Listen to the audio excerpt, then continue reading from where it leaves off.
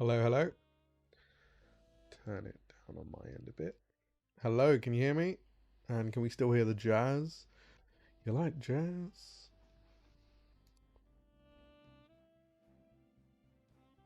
Just checking levels with my music and my voice. So obviously if any of them is too much, just let me know. Okay. Mm,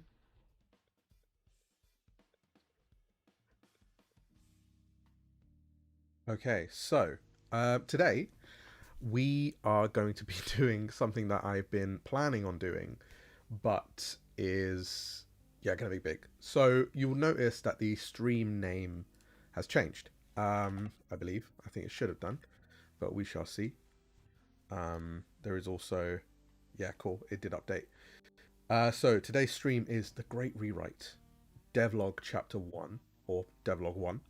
The reason I'm doing this is I am trying to redo a bunch of the stuff that Legends of Akeroth has already had written, that I've already done, because there was a few things that I discovered while listening to reviews, listening to feedback from the audience, listening to my team, and I want to essentially make the game much easier to run, much easier to scan, much easier to essentially just play.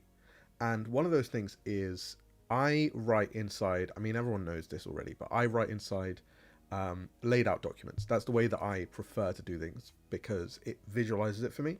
And it means that I can fill in space that's needed and see what, how long something's going to be. And I always thought, oh, why don't more people do this? Reason is because you tend to add extra information quite easily when you do that. And I tend to overwrite, so over explain things because I need to fill in the space. So it's the same as someone who's writing an essay, writing the same thing again in different wording in order to hit the word count. And what I realized is that doing this is causing a lot of problems for the game. It's making it super bloated in terms of its core content. Players are finding it much harder to attain the information they need, and I want to rework the game so it's as easy as possible for people to understand it.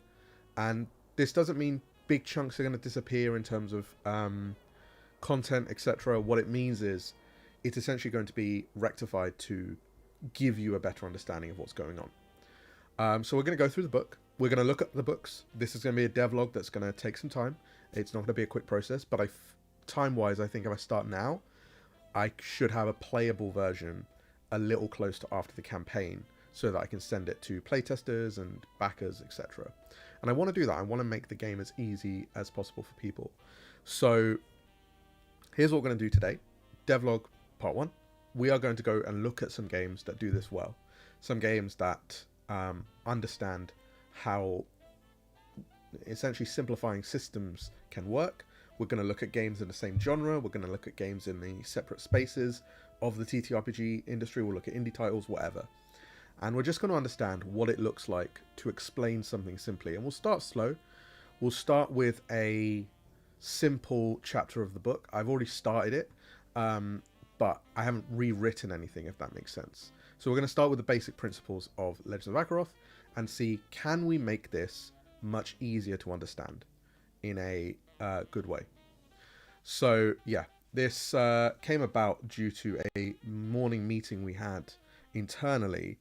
We were just discussing the markdown conversion of the game. Right now, it is really hard for my team to convert the game into markdown. It's just not possible. So what we're going to do is do this going forward so that it saves more man hours. But yeah. So yeah, let's get into it. Let's see if there's any questions in the chat. Reasoning sound seems sound. Did you get inspired by inspired by Evan? Evan from Nimble, yes. Well, I mean, he does this well, so we will look down. We'll look at his game anyway during this, but I wouldn't say it was a core inspiration. I was more inspired by my team and by a wonderful review, actually, overview that came out today. Badger Tales, like we reached out because I watched his video on Daggerheart, and I was just very happy to watch it, and it was quite nice. So I just thought, oh, he seems chill. He seems like a vibe. Let's send him a copy of the book to have a look at and see what he thinks. And yeah, it was an amazing video. I watched it today, and it actually made me really happy. To give you a look behind the curtain, I've been struggling a bit with motivation for not writing, but I don't feel super confident in my writing ability, and I want to try and fix some of that. So that's why I'm learning and looking into studying creative writing a bit, but also how I portray rules is very important to me. I've not done a great job of it in the past. It's something that I'm working towards. I want to try and learn how to simplify things, because my worry is someone will always have a question, and by over explaining something, my thought process is, oh, it's going to be easier for them to understand if I explain every little bit. But in reality, that doesn't work.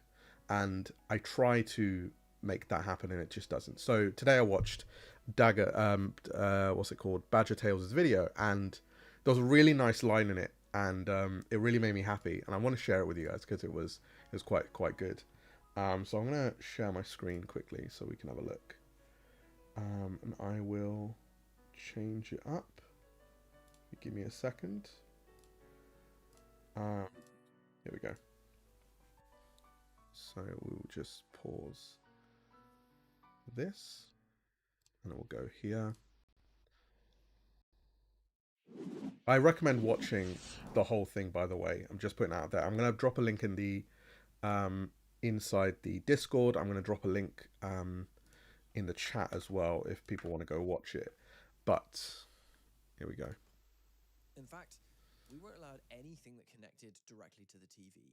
I won't spoil the entire thing, but there was a really nice line in it that made me quite happy. And I'll see where it is. Da, da, da. See if I can find it.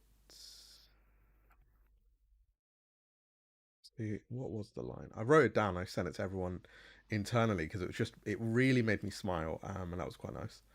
Ba ba ba ba ba. Here we go. Here we go. Yeah. Let's see. Here we go. Put in place. Same again, that's a positive and a negative for many people. I often quite like approaching games and homebrewing them myself, but this game doesn't feel like it wants me to, but I don't feel let down by that. It knows what it is and it's not afraid to be what it is.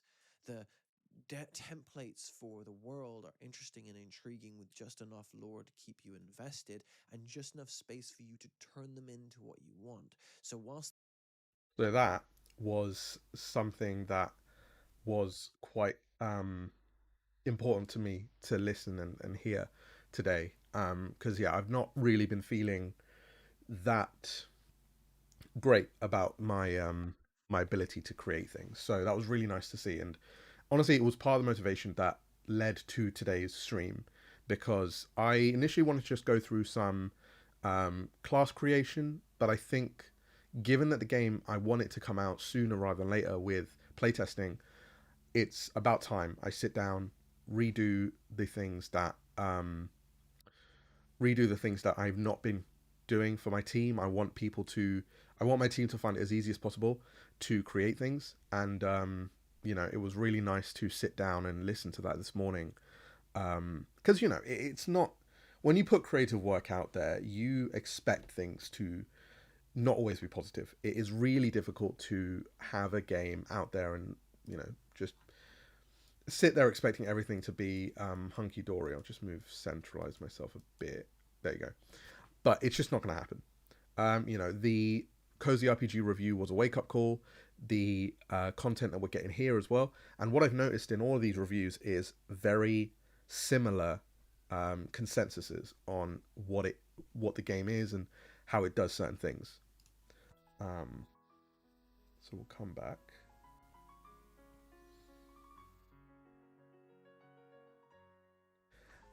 So yeah, my imposter syndrome was off the charts this week. So I'll be honest, I've not really got much work done, and I want to try and get back on that horse and continue on. So this is essentially me sharing that with you guys, trying to get on the creative bandwagon again and really work to create a game that you are going to enjoy.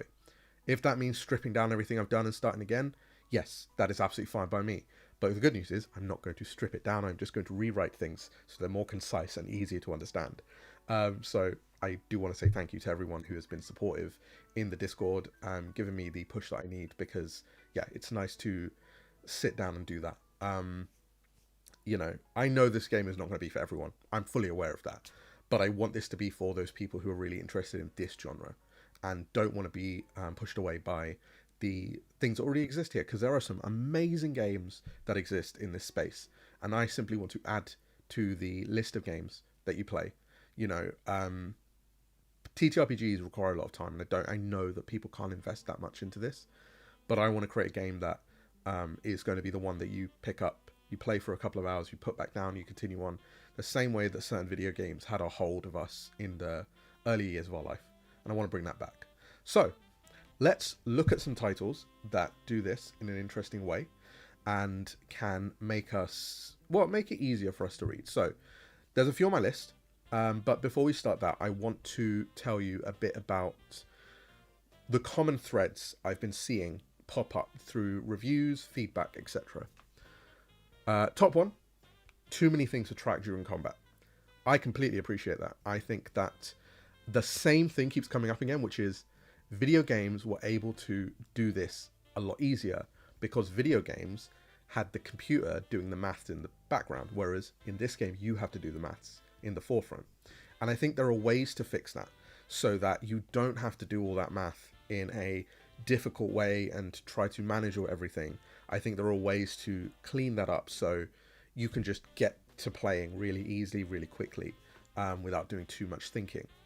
And one of those things I've seen is games like Draw Steel does this quite well as well. And obviously a VTT system that we are building is going to make this way easier, but not everyone plays with that. And if you have to use the VTT to play a TTRPG, the TTRPG has not done its job in what it's meant to be doing. A good idea is that I thought about this morning was, if I dropped my game 20 years in the past and gave it to someone who plays TTRPGs, would they be able to play it with no real issue? I'm not saying games like D&D are so easy, the math is easy, but if you consider it what it is, it's roll a d20, read the number, add a number, done.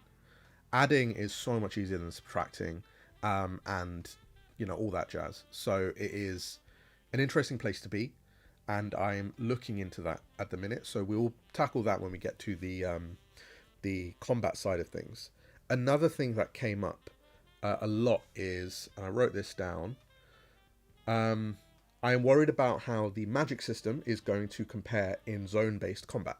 Again, something that both Cozy RPG, Dagger Tales, and a few other people have also said.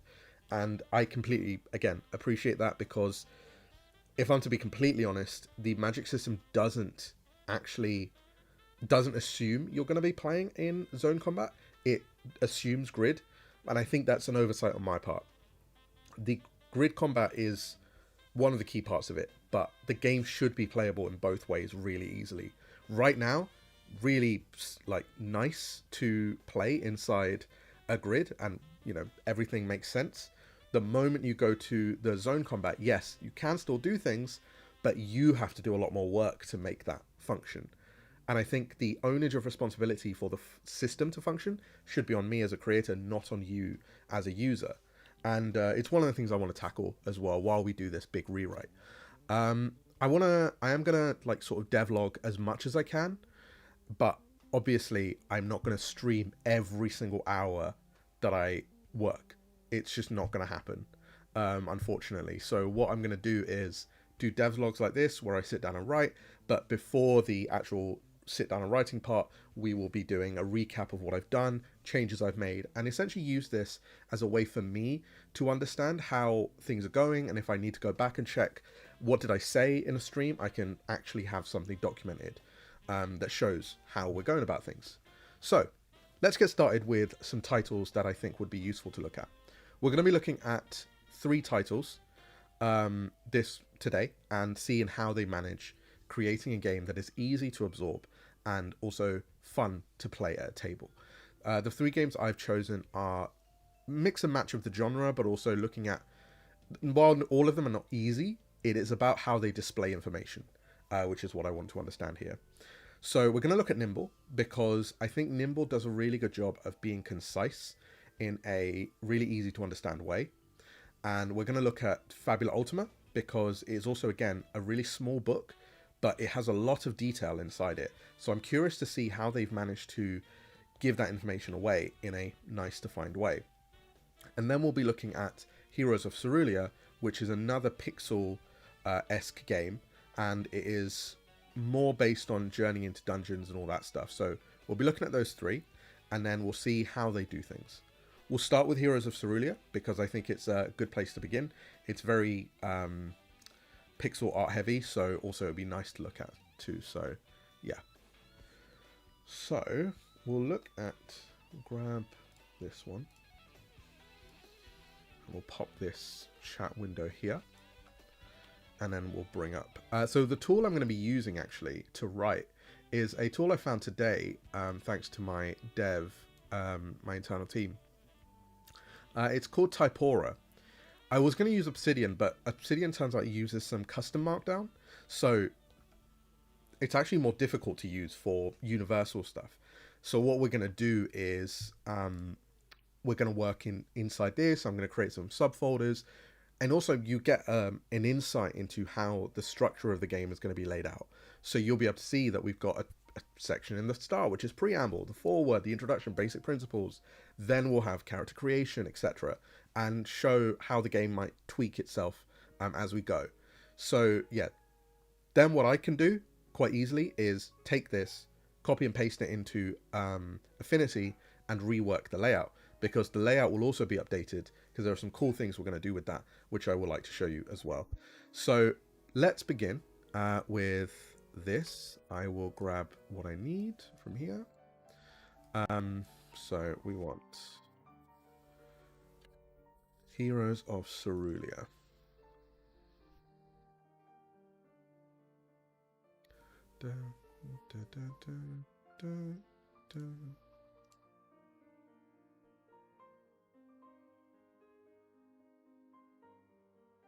Okay.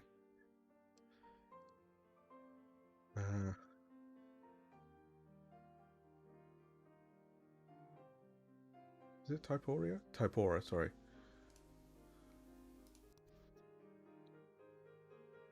Typora. There we go. Typora. Yeah. Cool. So, Heroes of Cerulean, really lovely book. I think I've got it in my shelf. Of course I do. Let's see if I can grab it. Heroes. So this is Heroes of Cerulean. It's got that classic NES style.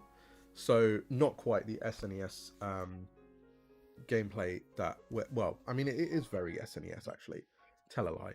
It is very similar in terms of its scope. But it has a very simple style, and I think it is quite an interesting book as well. They do a really cool thing with the pages at the end. So it's something I'm going to look into as well, because it's not an area I've really taken into consideration going forward. So yeah, obviously you can really tell what the inspirations are. So we'll scroll through this and then we'll see. So the way they structure is quite interesting. They go introduction, rules, heroes, game master information, and then monsters at the end, which is very nice. Which brings me on to a question I want you guys to answer, and I'd love to hear your thoughts on it, is, do you prefer rules first or character creation first?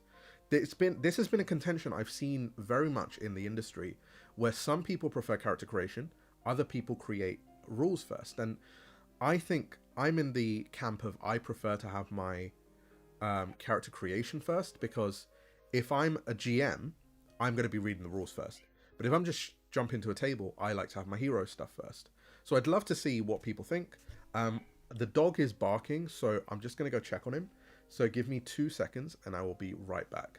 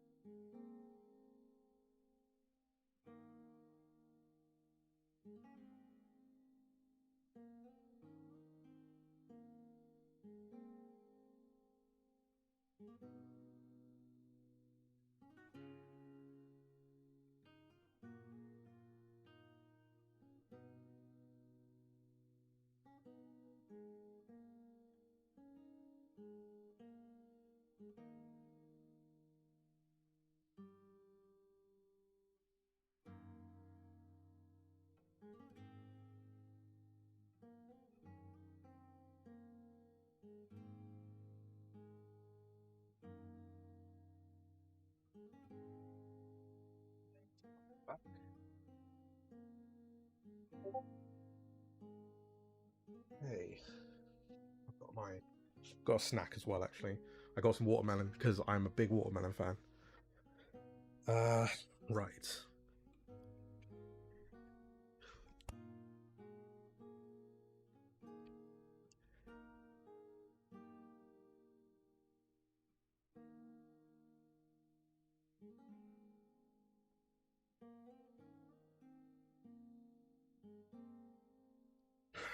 I'm just reading your comments. Sorry. So we've got rules first. Never seen a system with rules first. Character creation first with rules introduced slowly.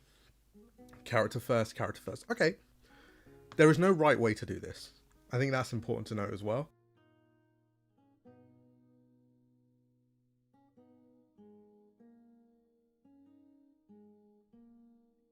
Okay, so let's have a look at the basics. Yeah, see, this is the thing. So, a very important note on this one is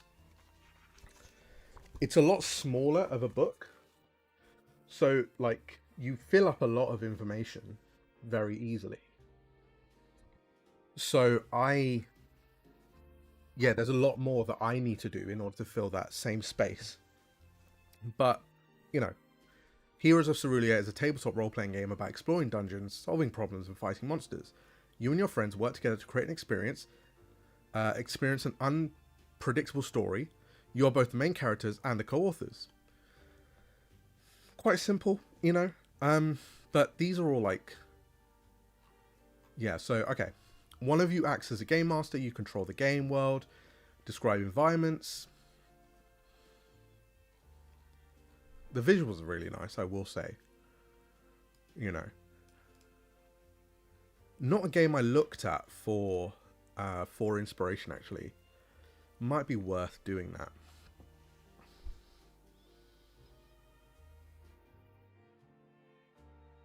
I would change the formatting there, but you know, it is what it is.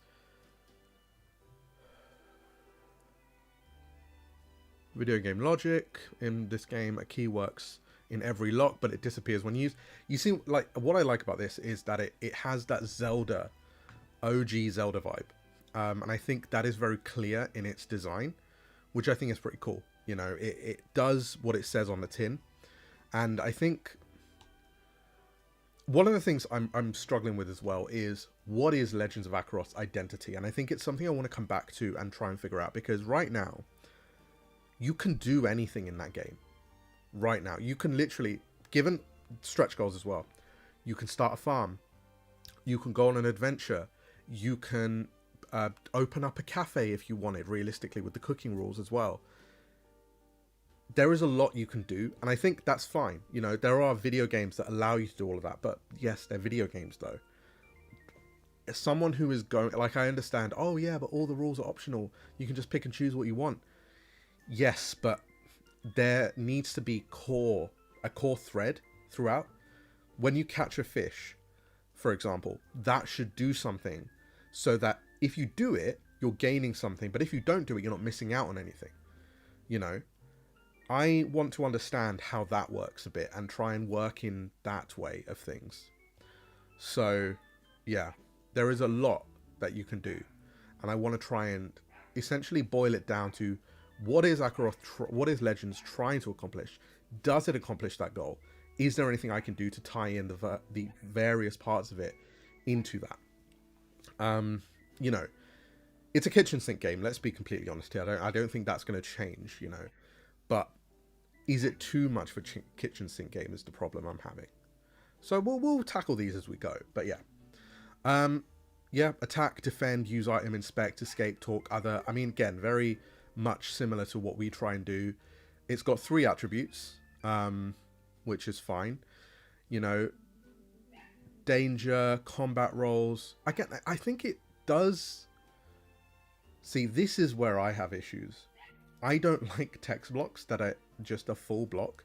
I prefer breaking my text up a bit, so I would add some blocks there. But we're looking at like how much. Yeah, see, this is the other thing. They have hearts and energy, and it's very easy to track this because you only get a maximum of whatever the value is, like here, or you color in as you get heart containers or whatever it is. Same with Zelda. You have a particular number and you just see that dwindle down. I think it's really interesting. Probably not something I'm going to do, but still interesting.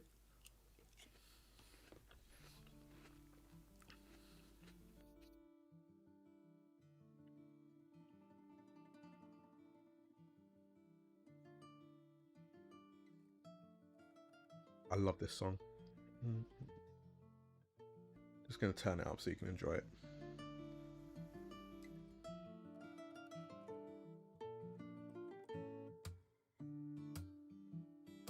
Big fan. Big fan. Okay. So, taking some notes on this. I like what they're doing though. It's so easy to read. Like you jump on this game, an elf is a pointy-eared humanoid, and their special is they can spend 1 energy ahead of an action to get 1 plus 1d6 or 1d4 or whatever it is. Very easy, very simple, and I think clear as anything. And I like that. I think that's very cool. But it's not too different to what we're doing. I just think I could be doing more to make it easier to understand. Yeah, what you start with is fine. Attributes and appearance. This is pretty cool as well. I like this.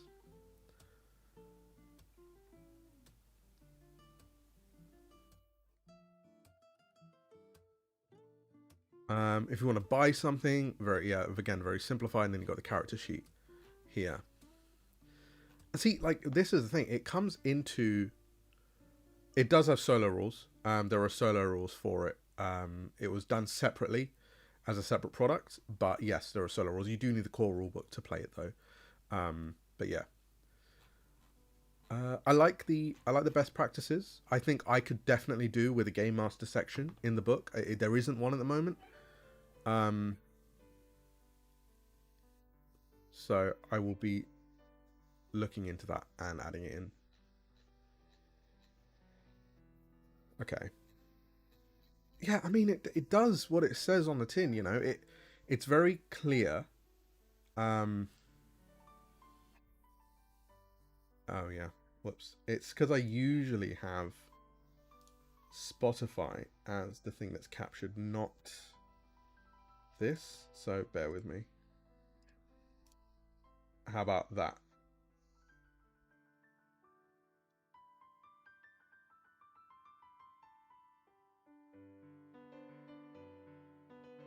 You should now be able to hear my music and me.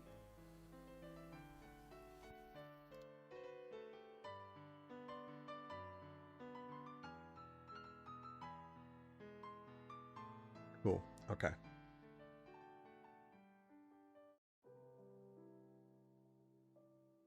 Right.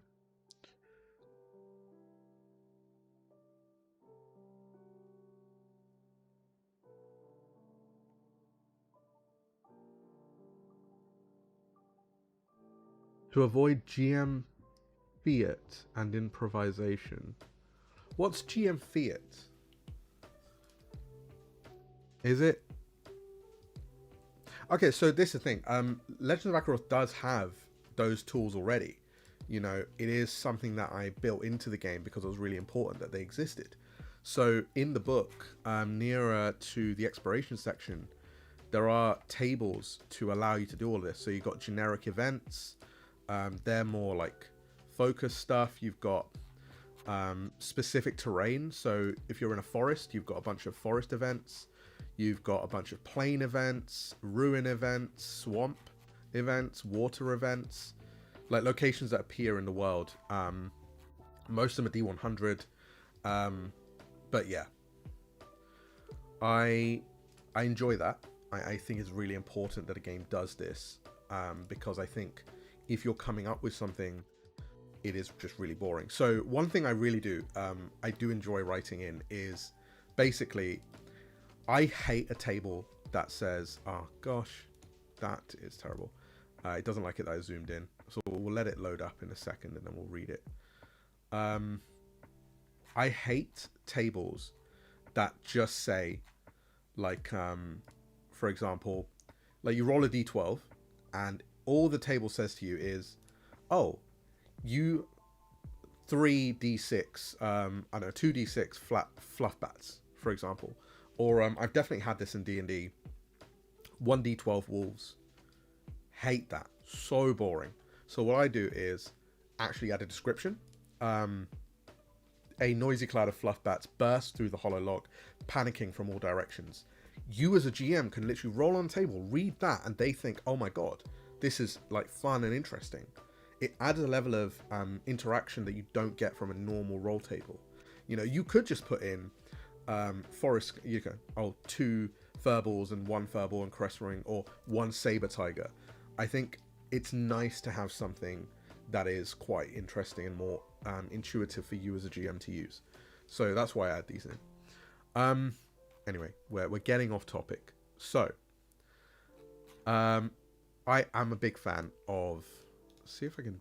I can't pin it to the top, which is annoying. That's fine. I'll just read it from here. Yeah, I mean, I like what they're trying to do here. I do get it. I think I'm just a bit. This game just has a lot of, yeah, like a lot of space, but then it's a smaller book, so they can. Interesting though. So let's see how they describe something as simple as a single round of combat then. When the heroes aren't fighting or under time pressure, you don't have to keep track of time. Under more intense circumstances, time is divided into rounds. Each round lasts a couple of seconds. During a round, a participant can take one action and move a short distance. The master describes what the monsters are doing. The players take their turns according to who speaks first. The first player describes their hero's action. They make a action roll, and the master interprets the effects. Another player describes their hero action, makes an action roll, so on and so on. When all players have made their action rolls, start a new round.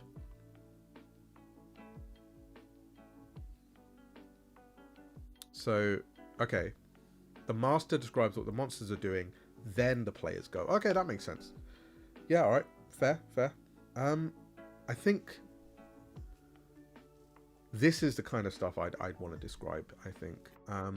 But since we're doing the general overview of the game, we'll start with this section then.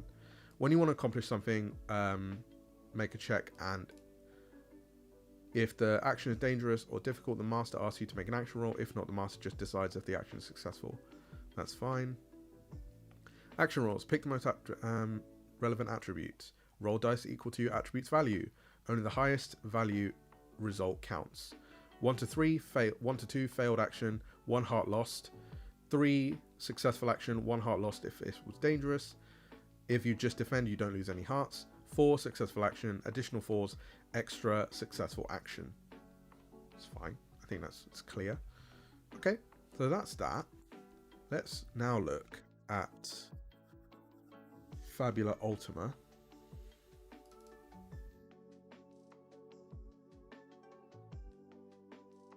Fabula Ultima. So 8 pillars.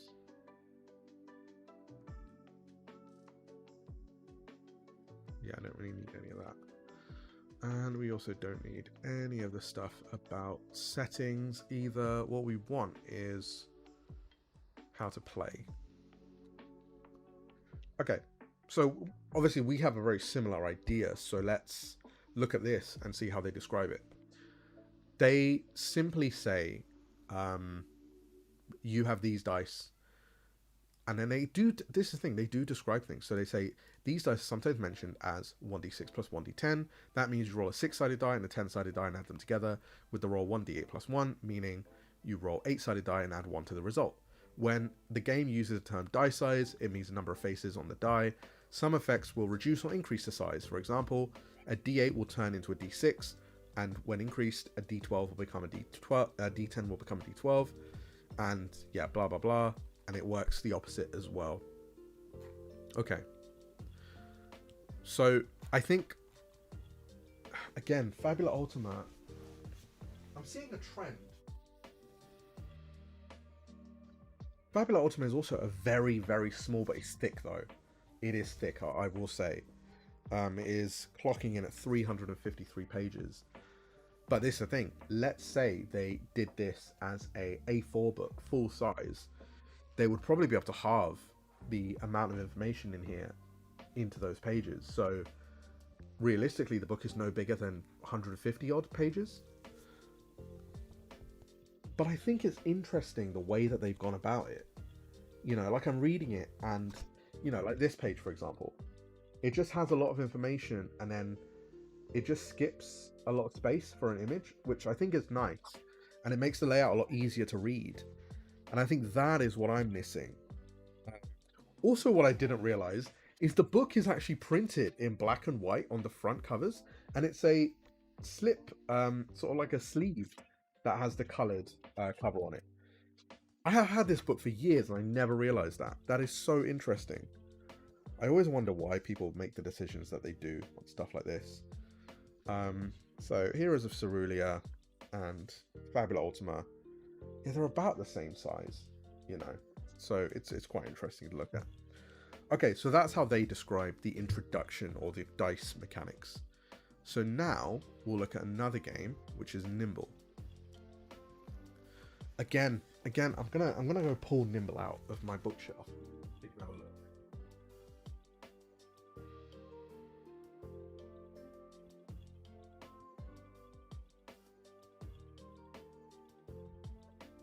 Trend I'm seeing as well, so it's quite fun.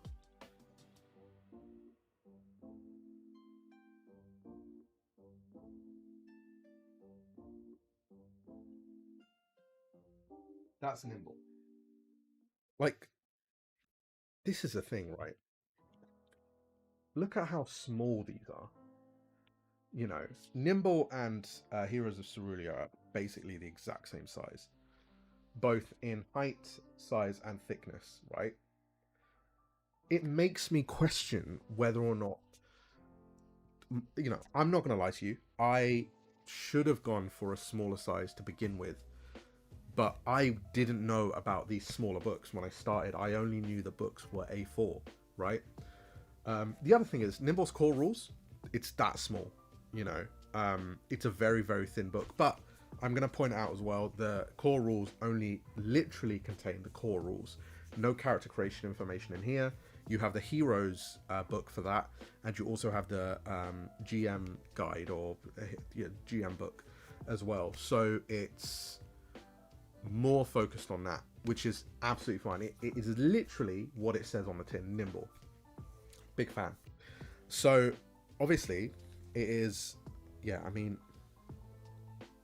like looking at it, it does very similar things to the others, which is, you know, what I'm seeing is it's be deliberate with what you're trying to say, be very clear with what you're trying to say, and don't use extra space if it's unnecessary. That is what I'm seeing as a trend here. So we'll look at Nimble and then we'll make a decision on how to do these things. So we'll start with just core rules.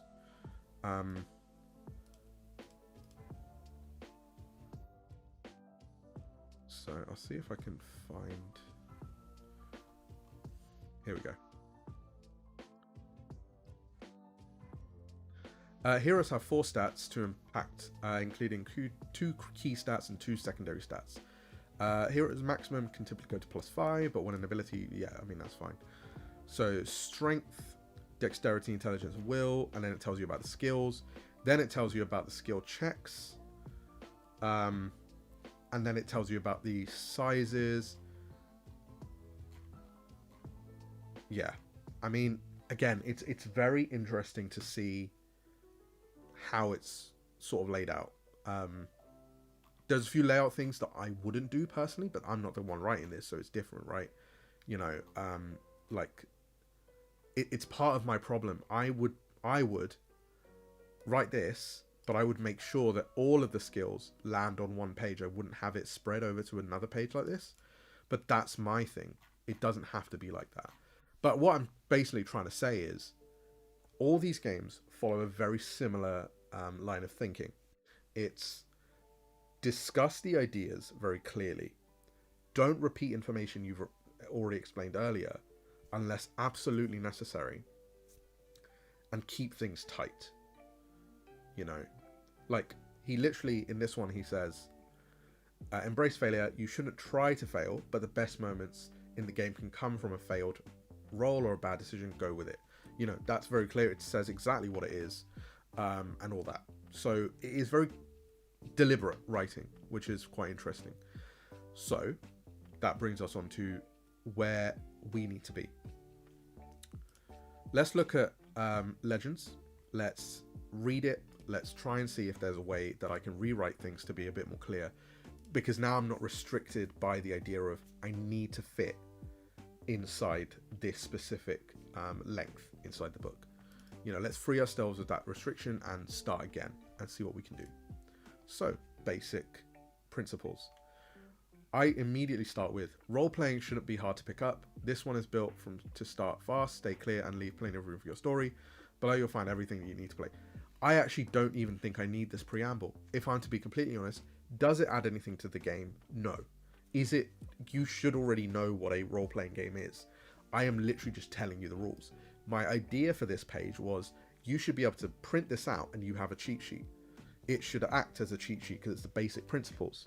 So what we'll do, we will start bit by bit. Basic principles, we'll start with game materials.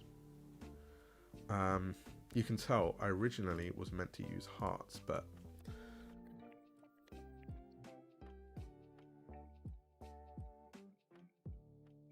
so we'll say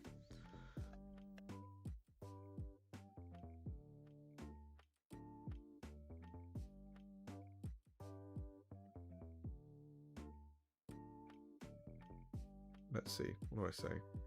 Legend of Akeroth uses the following.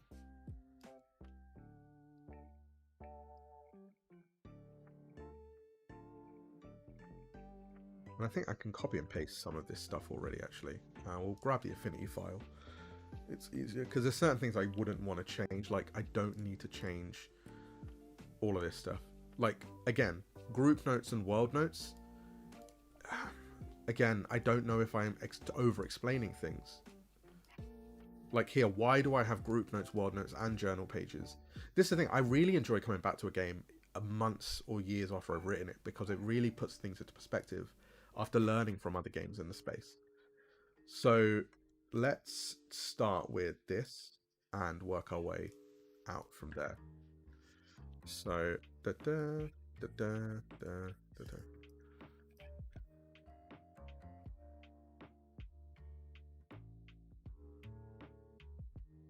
okay. So Legend of Akeroth uses, let's say, to play Legends of Akeroth, you need the following: a character sheet. Well, you need a set of dice first.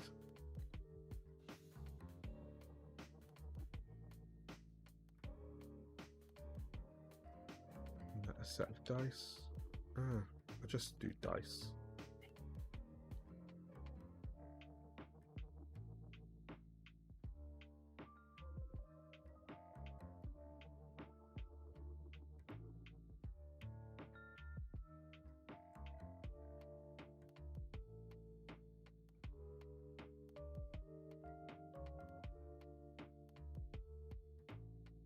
I don't know why my dog is losing his mind. I don't believe there is anyone at my door. I'm just going to double check.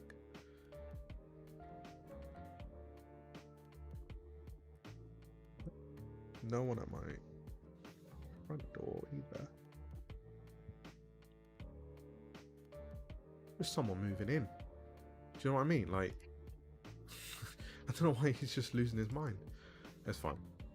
Okay. So it is going to be more difficult for you guys to see, but I think this will be fine because I can see it and be easy for me to keep notes on it. So this game uses a D6 dice pool system for checks. So you will need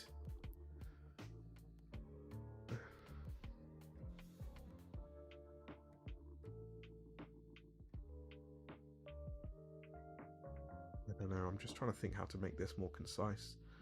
I like the list. I don't mind a sub list of things. So, you know. Oh, wait, we don't want that. We want affinity. Oh my god. There we go.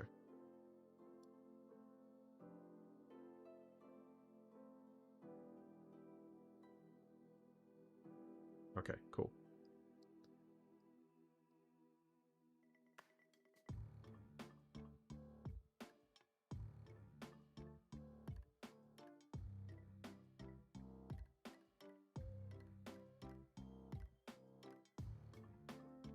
So this is the thing. I think I'll come back to that because that is just a preamble I can add to the beginning. I don't need to write that in right this second. I can do that later. I want to try and get the main core ready so that I know what this game is, what this game needs, etc. So yeah, I wouldn't worry about that too much. Here we go. I can write these in, delete that, and do that. Nice. It doesn't actually change anything. I wonder.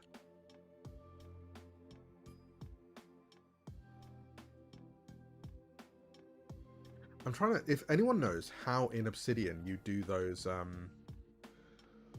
are they called? Like, is it tab? Yes, there we go. Tab, stops, hype. This is known as a D10.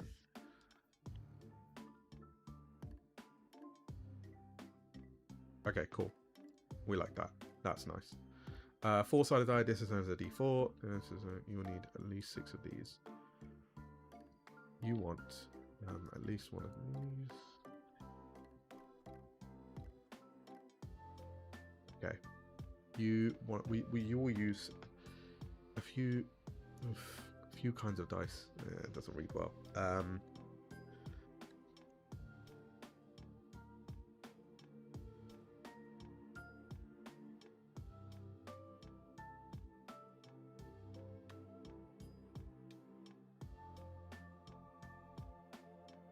Four-sided die. 6.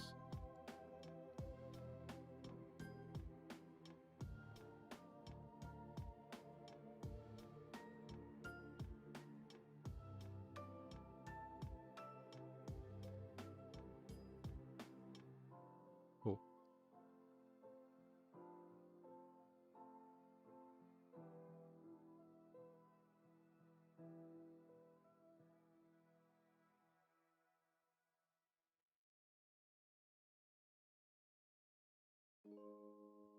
Okay.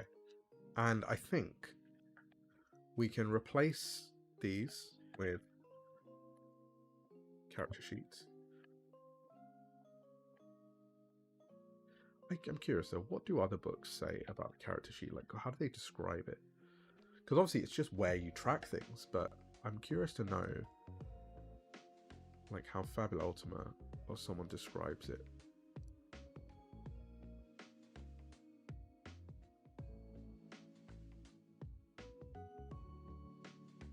Character sheets are used to track information. The first sheet contains, yeah, I mean, it's fine.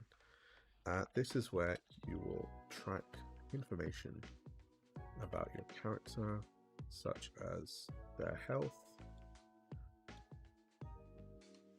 keyword, spirit points, SP,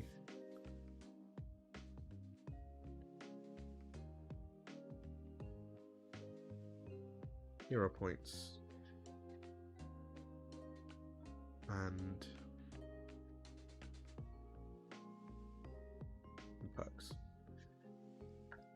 fine. And we've done dice as well. And I think then we can say, actually, we might be able to get this going as well. Which is, yes, it works. Sorry, that was really exciting. It works, which means I can just add in, I need to figure out how to add a caption in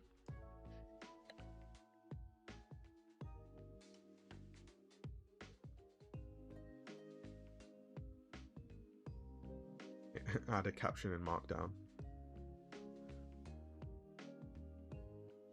Oh, okay, so it's just image URL and then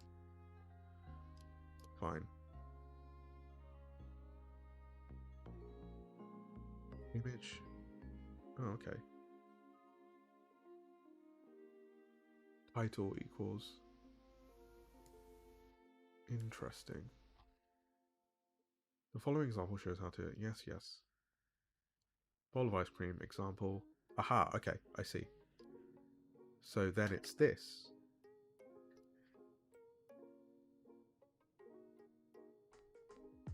Is it that? No. Oh, broke it. Give me a second. I will figure out how this works.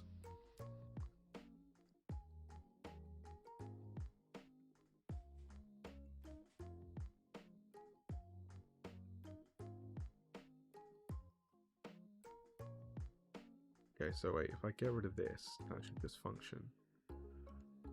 Okay, but if I do...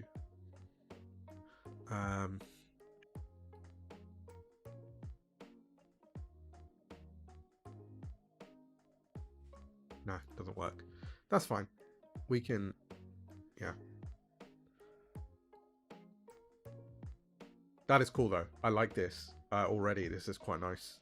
Character sheet. This is where you'll talk, blah, blah, blah. Okay. Now, I need to try and figure out... there is something specific that you can do in this tool, which is interesting.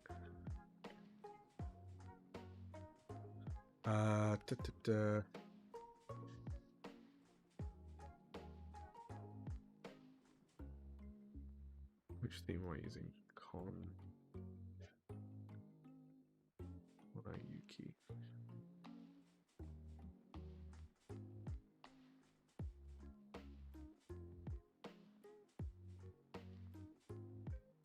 Sorry, I know this is a bit more technical than you were expecting today, and I do apologize about that. Hip text box. Okay. Yes.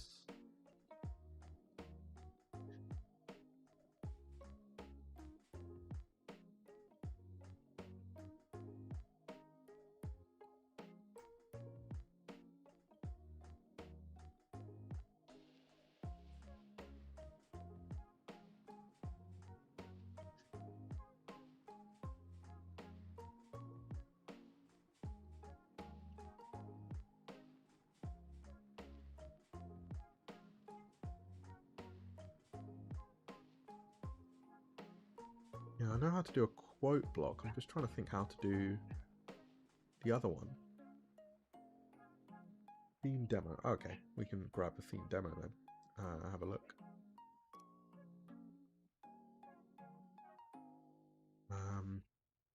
Programs, preferences, appearance, open themes folder.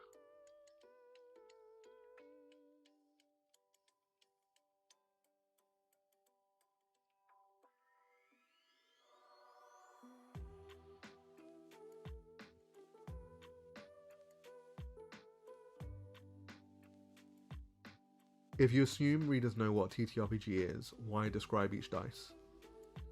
No, we're not assuming they know what a TTRPG is. We're assuming that they are aware what this game currently is. We're going to fill that in later. That's why I'm not doing it right now. We don't assume that they know what it is, because we should be describing the dice, because otherwise we're in a situation where we aren't 100% confident on what people know.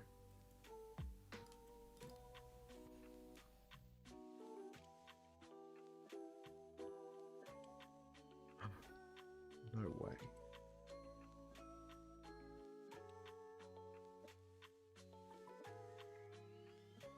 Oh, wow. Okay. In that case, let's see if this works.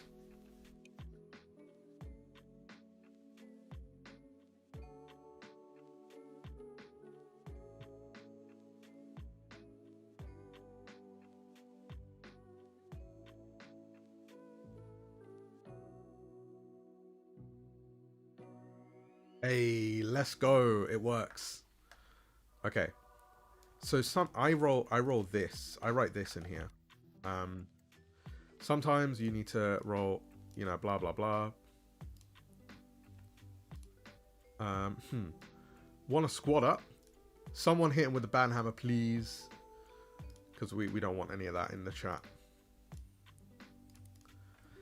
Sometimes you may have to roll XD4 or XD10. X is how many dice you need. So in the case of 3D4, X equals 3, and you're rolling 3 4-sided dice. If you're attacking such casting stance, take the leftmost die. And yeah, so I think this is a very clear example of over-explaining something. I'm wondering if there is a way to very clearly and concisely describe this. Obviously, this is a system done in Savage Worlds. Nimble does it too, obviously, with the multiple dice, take the leftmost die, blah, blah, blah. I'm just wondering if there's a way that we can simplify this down so it's not so difficult to understand. But also, maybe this is fine. It explains what you need in a way. But then it's stuff like this, right? Spells cannot miss or crit, so I don't think we need that there. But I'm thinking in this section, does this need to be here?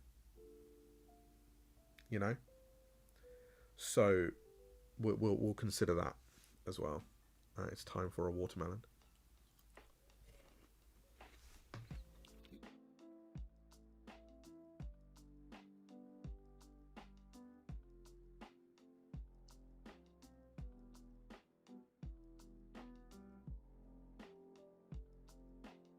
I don't know. I'll have to check. Give me a second. Let me log in to Twitch, and then I should be able to give you an answer to that.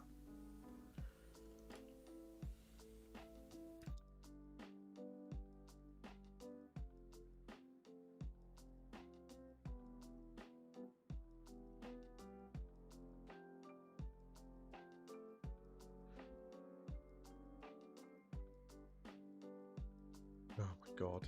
Okay, give me a second. I need to do my authenticator app.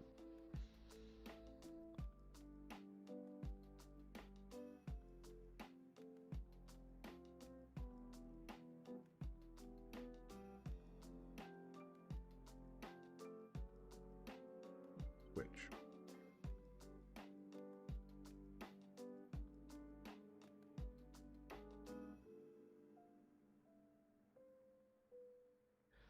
Right, let me grab... sorry, I want to give you the mod permissions you need in order to create new mods.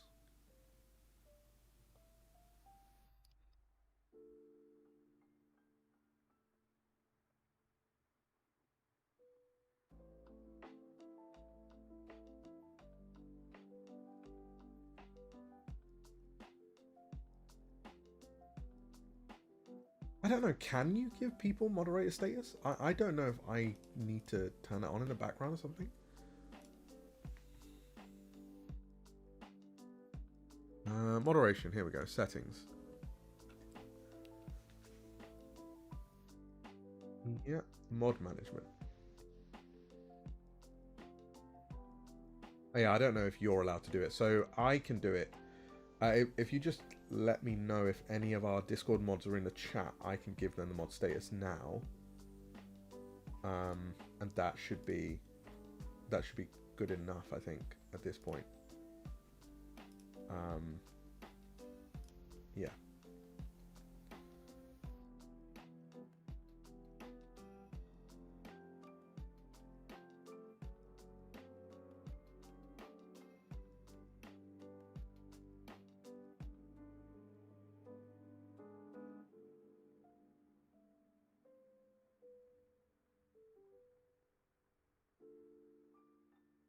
Cool.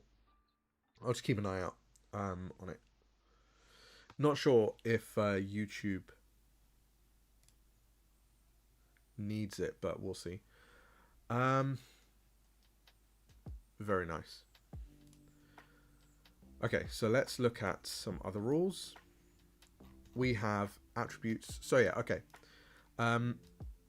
Sometimes you may need to roll XD4 or XD10. X is how many dice you need to roll in the case of blah, blah, blah. I think this is fine. I actually don't think we need to explain the leftmost dice system until we get to combat, because it doesn't come up until combat. So we'll describe that later.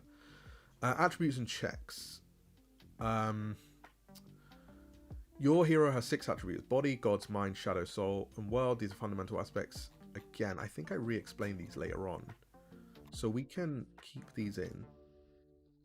I'm going to be very curious if this works. It won't, I think. Yeah, I thought so. That's fine.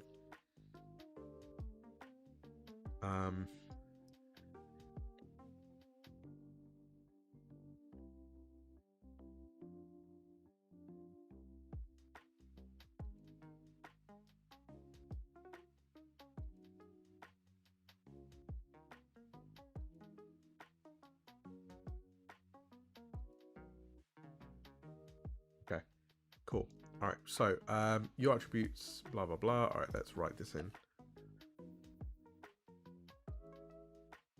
Attributes and checks.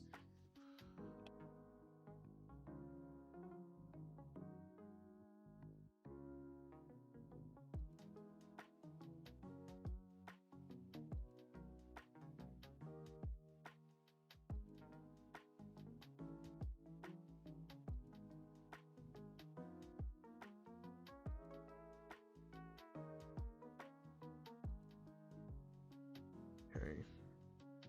I think somewhere else I discuss each attribute separately. Unless I don't. Oh my god, I don't. Oh, I do. There we go.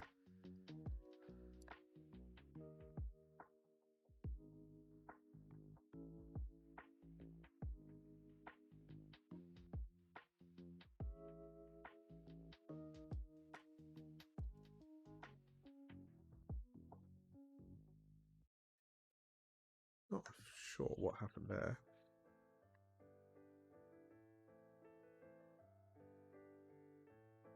Okay.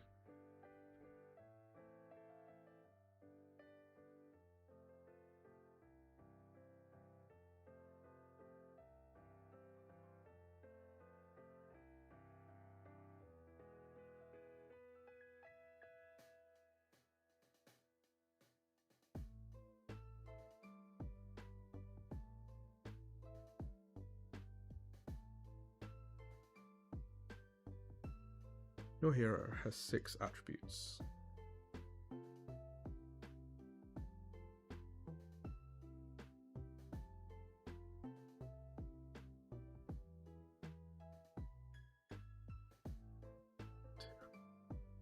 This rivalry. Okay, damage dice.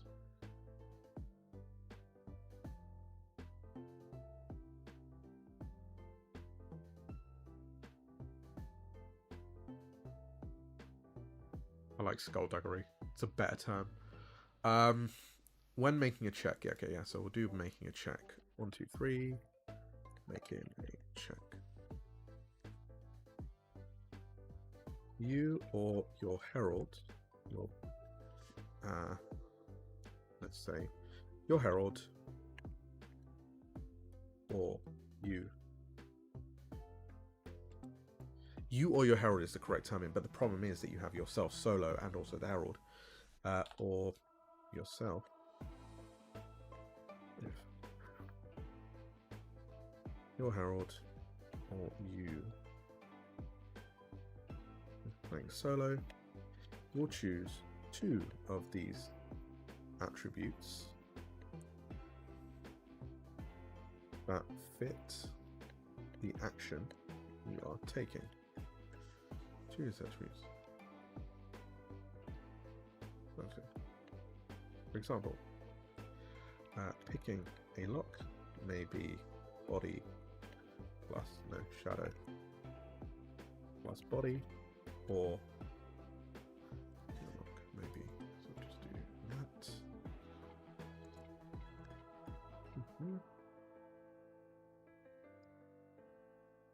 Maybe shadow plus body. You will take a number of d6s equal to attribute A plus attribute B,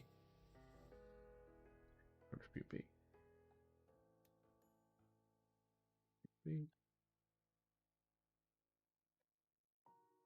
Roll them.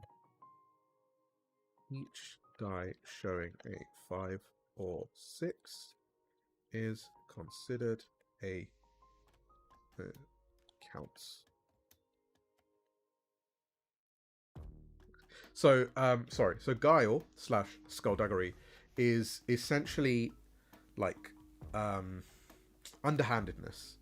You know, things that are a bit sneaky. So yeah, I actually stealth and mischief sort of explain that already.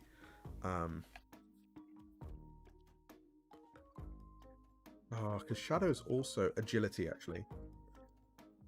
Agility. Yeah. We'll rewrite these later on, but yeah. As 1 success, and then we can make this bold because it's very clear, and then say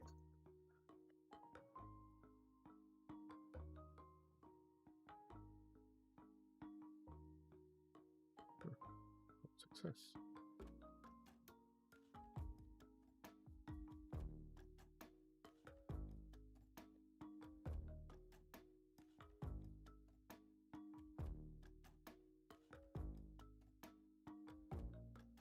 Yeah.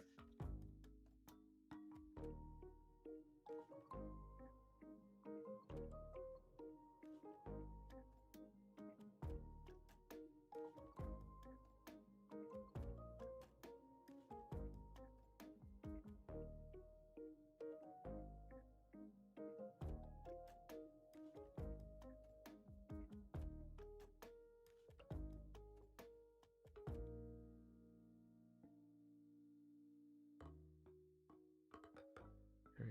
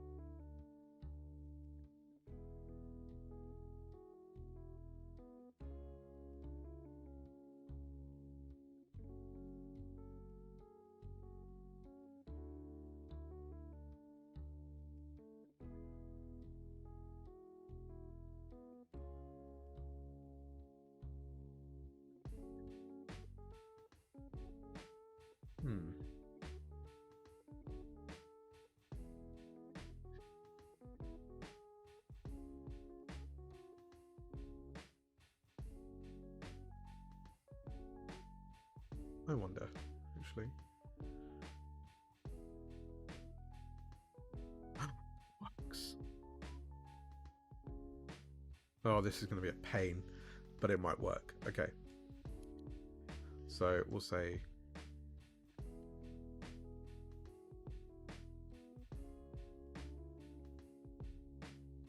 six.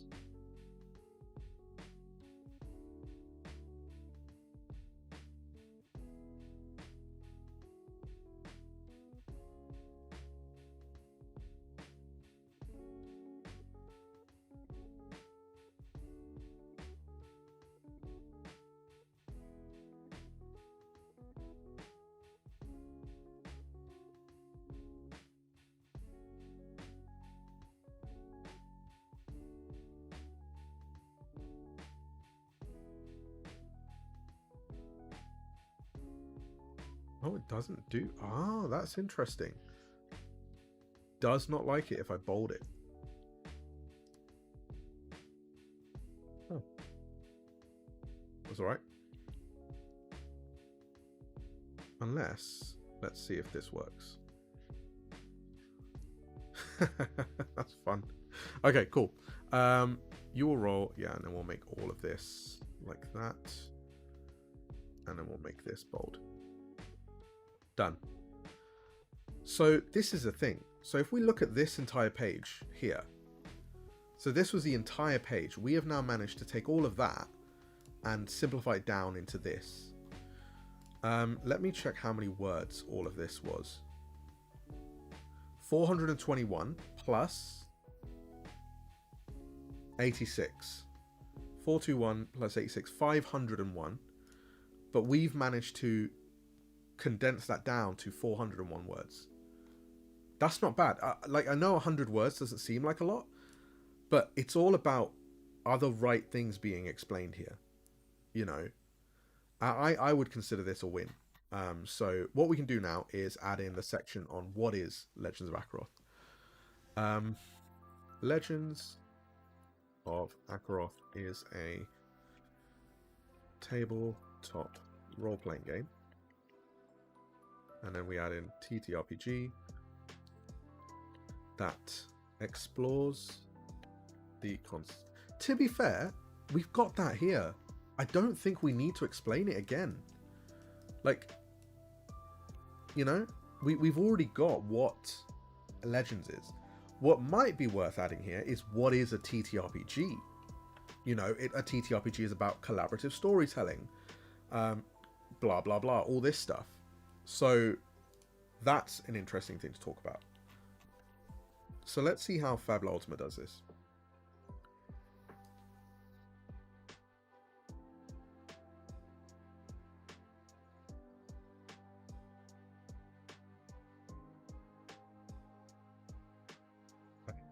There are many role-playing games in the world. We play them for different reasons, blah, blah, blah.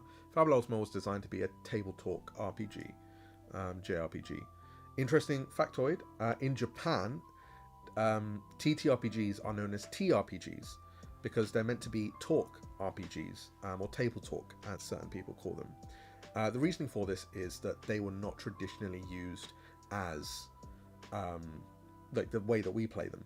The games there were actually one of the first originators of certain things such as actual plays, because it was just people at a table talking.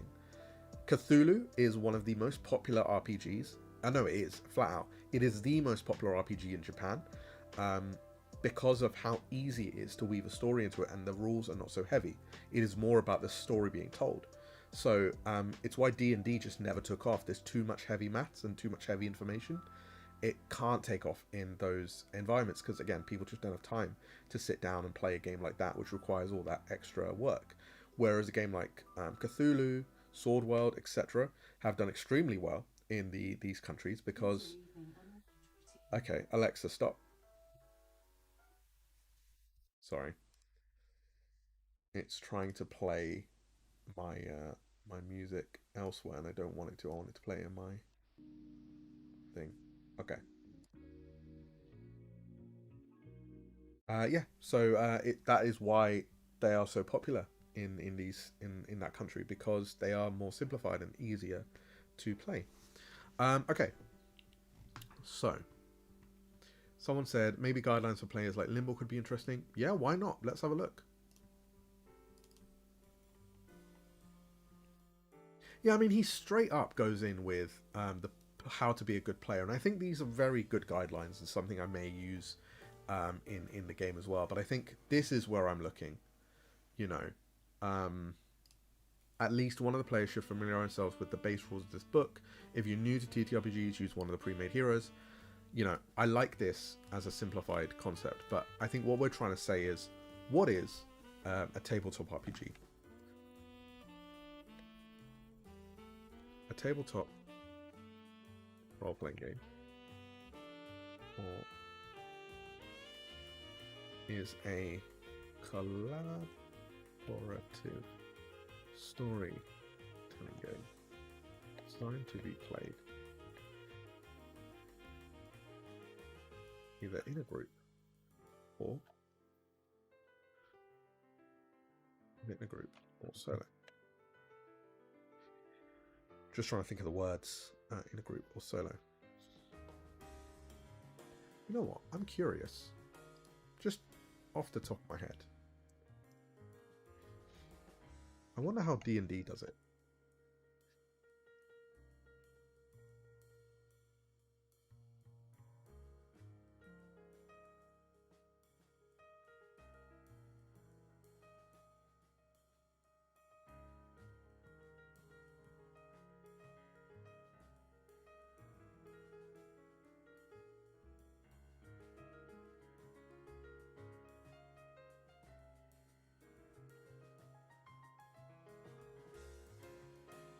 Okay, I'm very disappointed in the way that they've laid this out again. Oh, it's officially called 5.5e. That is hilarious. Very, very interesting. Gone are the days of D&D 2024.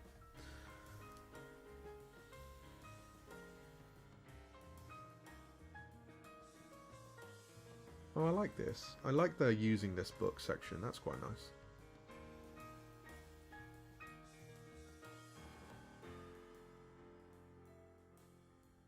Okay, cool. One player can take a roll.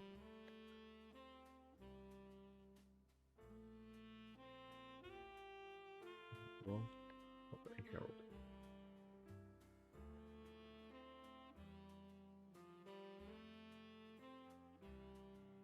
Narrator and adjudicator. And judge.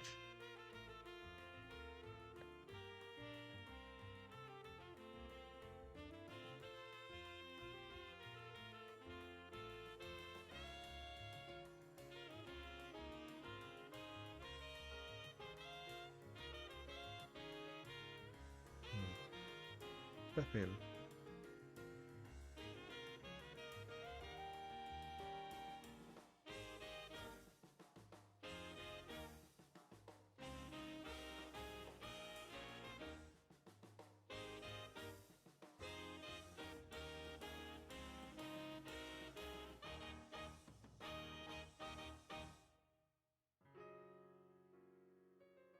Are players or heroes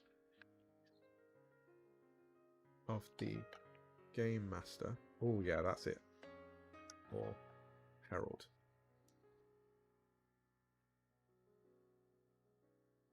Heroes.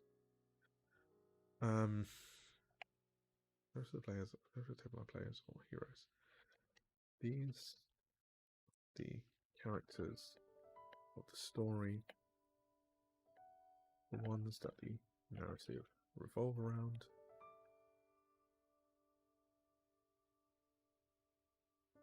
I'm trying to think what else I could say. So what do they say here? Each player creates an adventurer, teams up with other players' adventurers. I feel like you could just say you're a party of people, but fine. And the one that the narratives revolve around. The job of a player is to react to what the herald says the world does. Oh, no, that's different. The job of a player is to tell the herald how they interact with the world.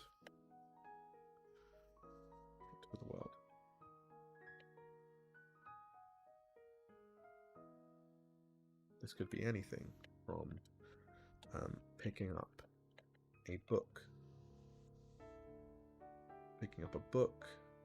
they see on the table, or asking a merchant.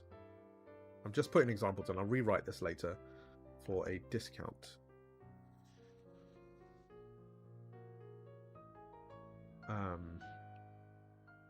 Discount.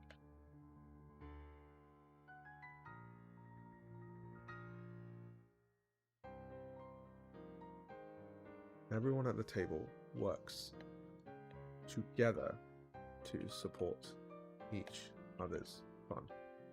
This is not a game about the herald versus the players, although sometimes a boss fight can feel that way. Although a boss fight can feel that way. Boss battle, I think, is better. Can feel that way. Tales from Ethereum. Oh, hello. Hello. Oh, thank you so much. First chat from Raider. Oh, that is lovely. I appreciate that. Thank you so much for the raid. I don't know if I've ever been raided before. That's fun. Thank you. I will. Let me. Because I believe we already do, but let's see. Yeah, we will chat. I will message you guys and we will chat. Okay, although a boss fight can. This is not a game about Herald versus the players versus the heroes, because I should use heroes as a term. Although a boss can go that way.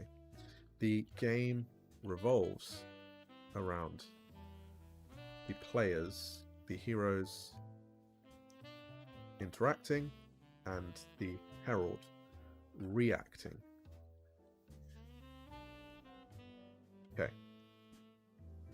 And then we can add a tip here as well.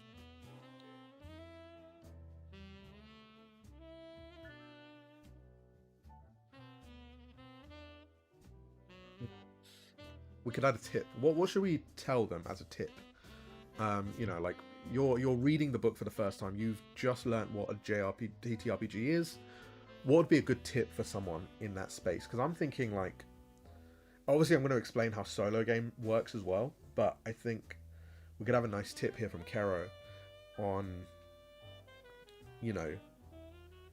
something that you would want to see in a book. Just trying to think what could be useful.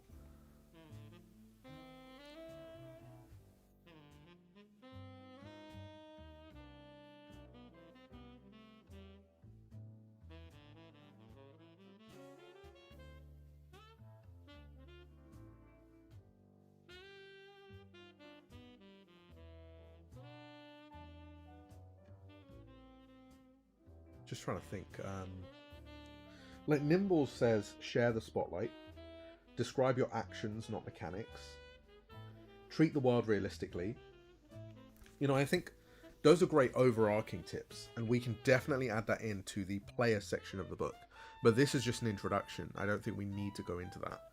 I think Nimble also works with the fact that it's separated into separate books. So, I'm just trying to think what a good tip for just general audience is going to be. This one has a good one, which is learn by watching. A great way to learn the basics of D&D is to watch people play it. The internet offers blah blah, all that. That's really nice. So let's see what we can do here. So you've just picked up the book. You're reading through it. You're trying to learn what a TTRPG is.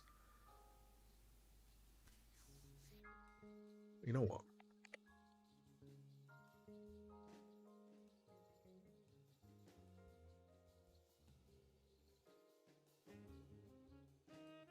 Going to go.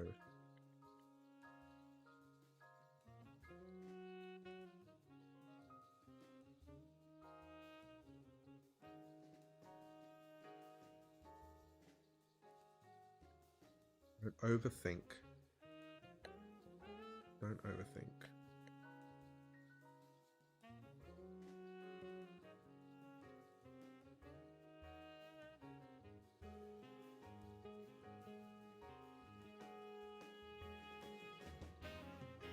Yeah, I think that's nice. A TTRPG experience is not going to always go the way you expect. Failure is okay, and sometimes you want to lean into that. Don't overthink what you're doing. Simply do and see how things change around you. We'll rewrite that later, but it's just something to make the space for me. And I think that's quite nice. Okay. So, and we can add another one, which is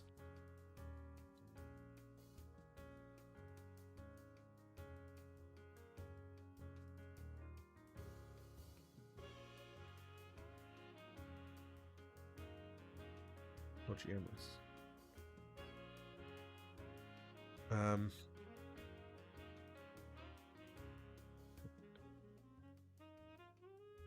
GMs. The role of the GM. Role of the Herald.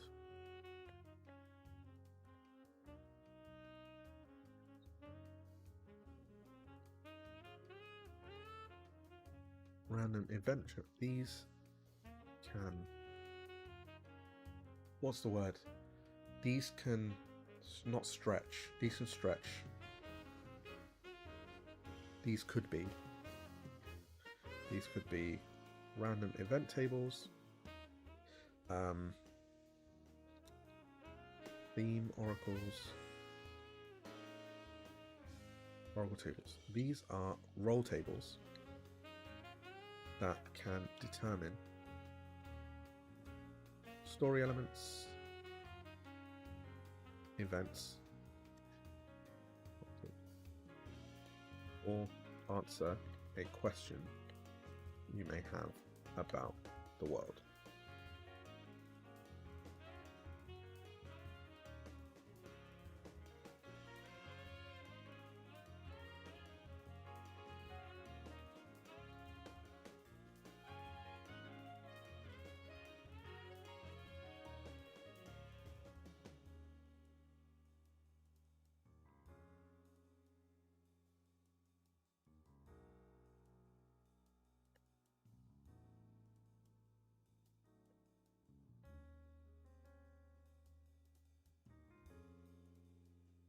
And we'll fill it all in later. But overall, though,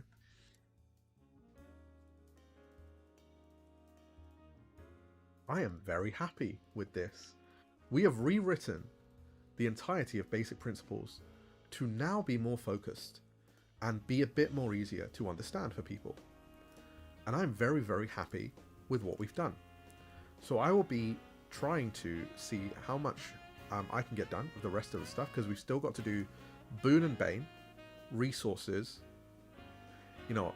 Let's keep going. I've got another hour or so before I need to leave, so let's keep going and see what we can do. So we'll just do Boon and Bane. There will be some effects grant Boon or Bane. They adjust your results while rolling.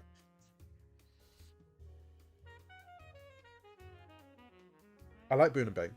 I do. I like the idea that you can change a 4 to a 5 or a single 5 to a 4. That's fun. I'm just trying to think. Is there an easier way to implement this? Because this is also part of the problem. Boon and Bane and keywords, they literally change through the book and the game. Sometimes they're about changing a 4 into a 5. Sometimes they're about stepping a damage die up, stepping a damage die down. I think there is more that we can do with this that's easier. So, let's look at Boon and Bane generally. What is Boon and Bane? It is advantage, disadvantage from D&D. Essentially, that is what it is. What is advantage? It is rolling multiple dice, taking the highest number. Okay, that doesn't work here because we roll multiple dice at once. So it just simply cannot function. What can we do instead that makes the same idea, but work for both combat and general rolling? Because we have different styles of gameplay for both. Now, we'll look at Nimble again because it does a very similar thing, which is the fact that it has advantage, disadvantage that apply across different roles. So I just need to check advantage. There we go. So,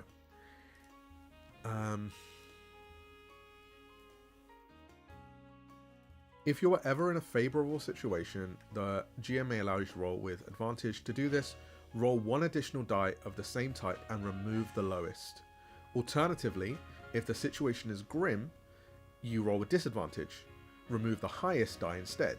If you have multiple instances of advantage or disadvantage, roll an extra die and remove lowest for advantage and highest for disadvantage. See example 2. Each instance cancels out once. I mean, yeah, whatever. So, let's say that we have someone with Boon and Bane. Boon is turning a 4 into a 5, and Bane is turning a 5 into a 4. I think that works. How is that going to apply for combat though? Because we don't have that same function.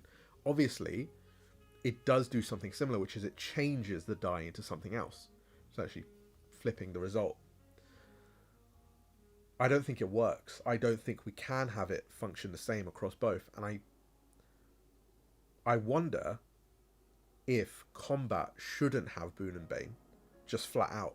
Because then you're not having to step stuff down, you're not having to add up Bane during combat, you're not having to do this, you're not having to do that. Just trying to think, is there a way that this can function?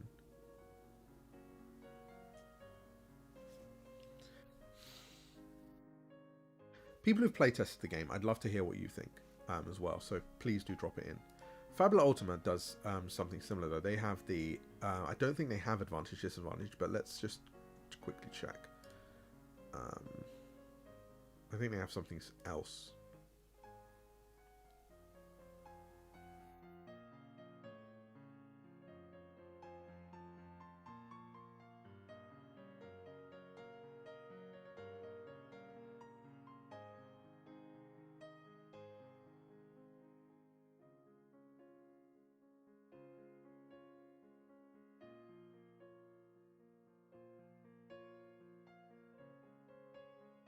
Okay. Just reading comments. What if Boon and Bane just either added or subtracted the dice you can roll?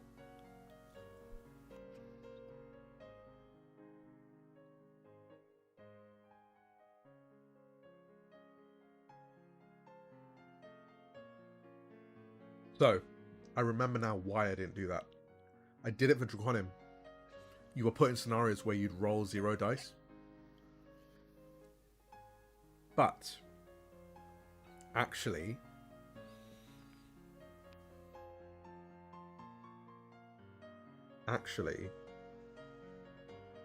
if we made it so you always roll a minimum of 1, then that solves the problem. Like, yeah, let's quickly check something. So we say rolling 0 successes is a failure, but 1 to 3 is a mixed. So that's not bad, actually. If you always roll a minimum of 1, the max you can get is a mixed success. That's fine.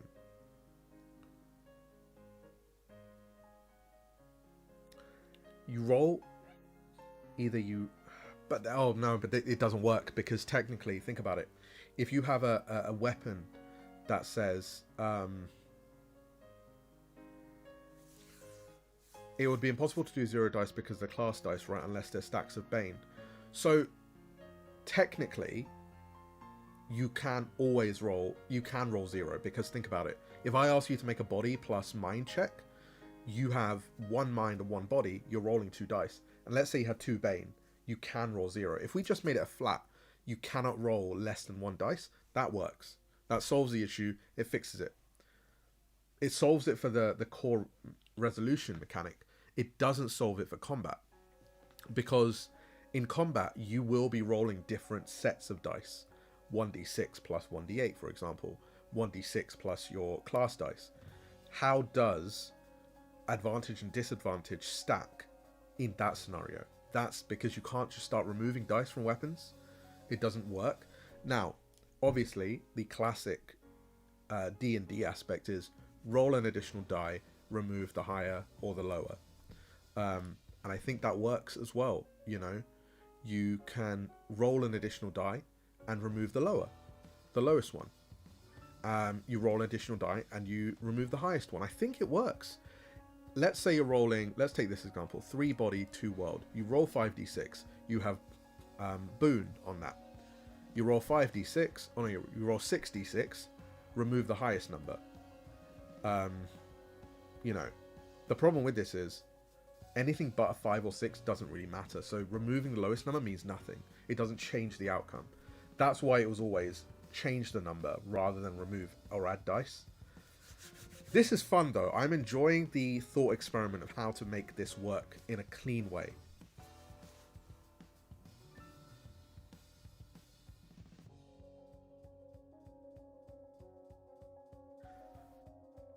Someone who's played Fabula Ultima, can you explain to me if it does have advantage or disadvantage.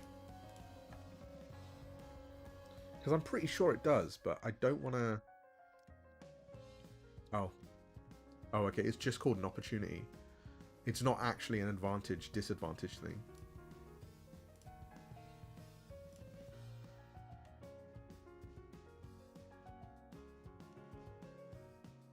So it doesn't have traditional advantage-disadvantage. Yeah. Okay, it's interesting to look at. Hey, we'll work it out. We'll figure it out.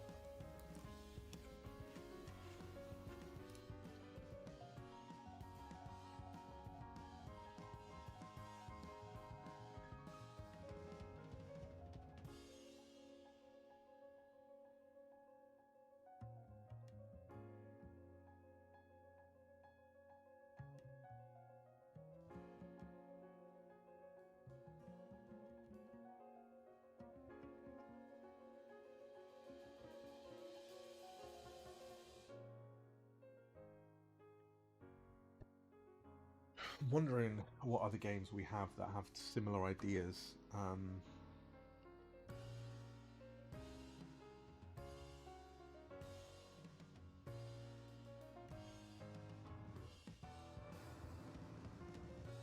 Raw Steel might be a good one to look at.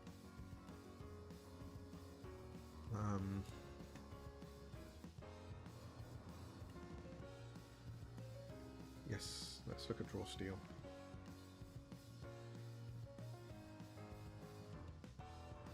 Obviously not great for conciseness, but you know, they have edges and boons, I think, or something like that. Edges and Bane? I'm not exactly sure, but I'll double check. Sorry, I'm getting a hand cramp.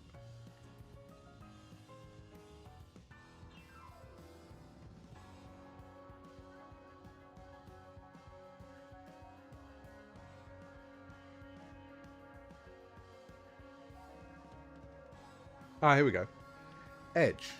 A situational advantage that grants a creature +2 on a roll. And Bane grants a -2 from the roll.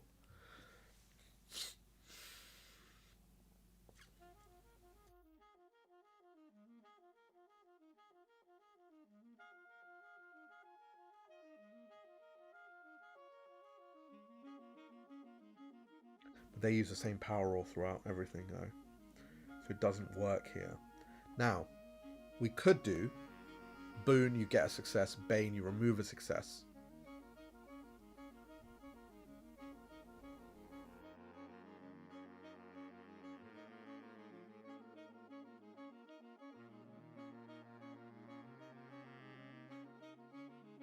So are you suggesting change the core resolution mechanic? The problem with that, we've already sold a bunch of dice sets for the dice pool plus the, you know, combat rule system. I don't think we can change that. I'm just putting it out there. But then again,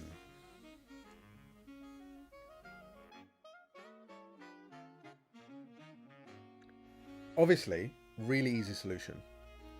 Change the resolution mechanic for combat, where you need to roll to hit, but I don't want to do that because it wasn't my design goal with this. I think what we do for now, and I come back to this later, is Boon and Bane only apply to checks. It does mean I'm going to have to rewrite every single ability in the game, but I think that is better because what it also means is we can actually have abilities that are more interesting than just grant advantage, grant boon, grant bane. You know. Like, I think that is the best way to do this. Boon and bane only apply to checks, and combat doesn't have boon and bane involved at all. And I think that actually already makes combat way easier to manage, because you're not having to think how many boon or how many bane you have from this. Right? In Draconim, it makes perfect sense because you use the same resolution mechanic across all aspects. In this one, if they're not using the same thing, I don't think they need to be in there. So, I'm going to remove Boon and Bane from combat.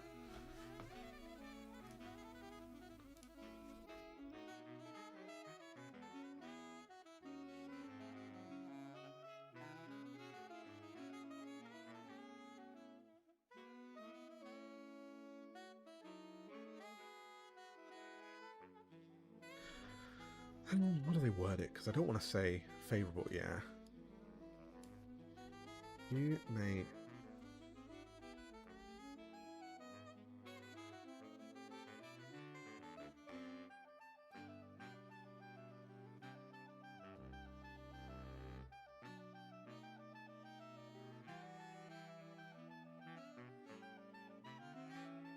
more favourable or less.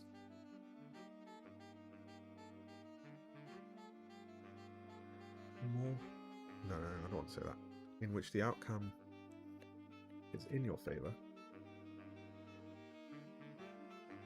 or not. During these, you will receive boon and bane, respectively.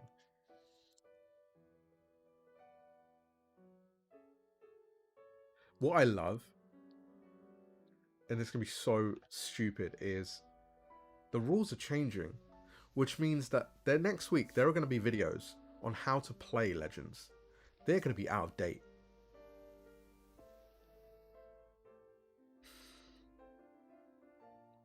It's fine. It's fine. This is part of what playtesting is, and this is what the entire thing is. It is what it is. Let's copy that.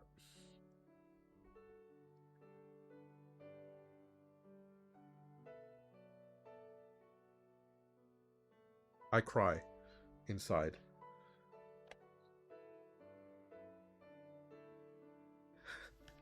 No, because I'm not the one doing them. They're coming from external partners.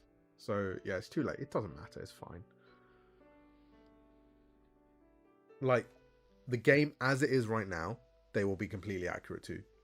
So, for the people joining the campaign, yeah, it will be accurate to that. Unfortunately, we can't change it, but it is what it is. Like, Dracolim's videos are not accurate. Like, to be fair. So, I'm not upset. I'm just like, I should have thought about this before, but I'm really, really glad that the reviews came out and we were able to get these notes down. There will be scenarios in which your outcome is in your favor.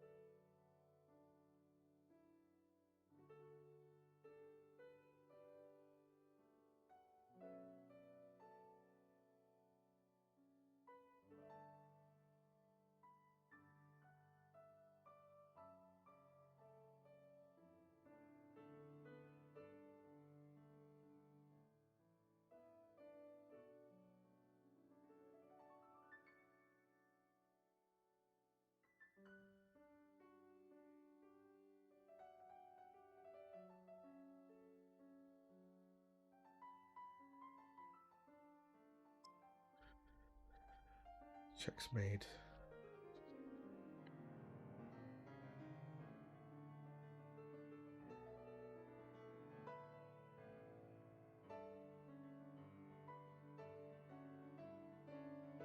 Yeah, I think calling them damage rolls would be good, because then they have a unified term.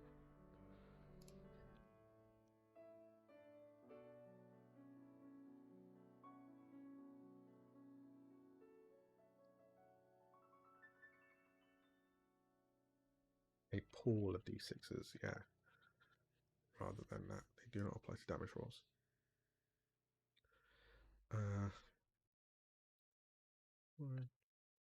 And also stack.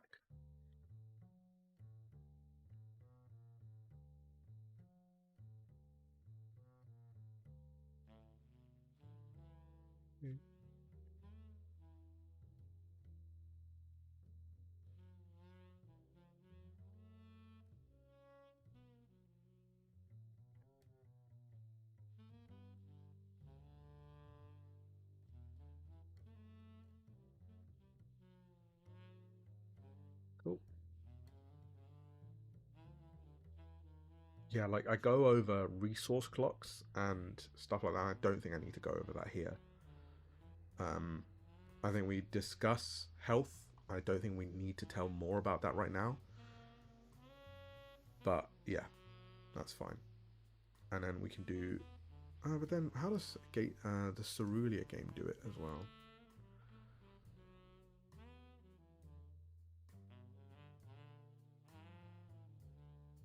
Actions, what are actions, and then health. So we can probably do that as well. Resources, yeah, okay.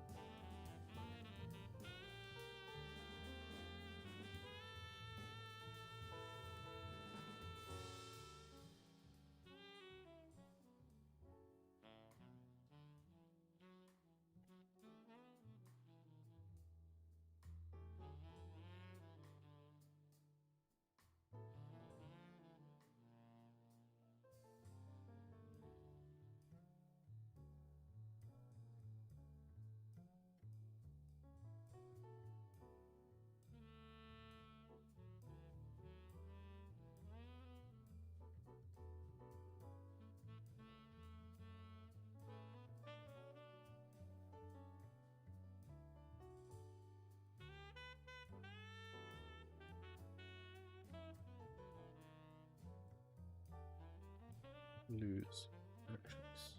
That's fine.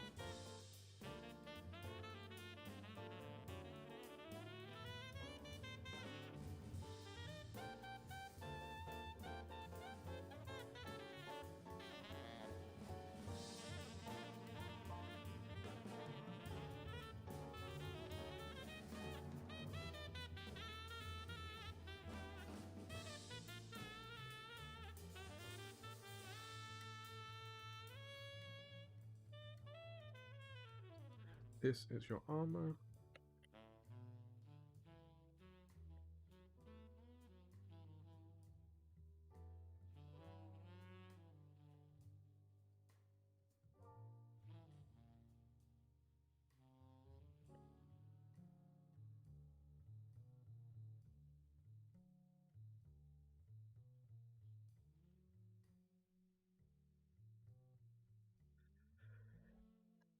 What else? Hero points.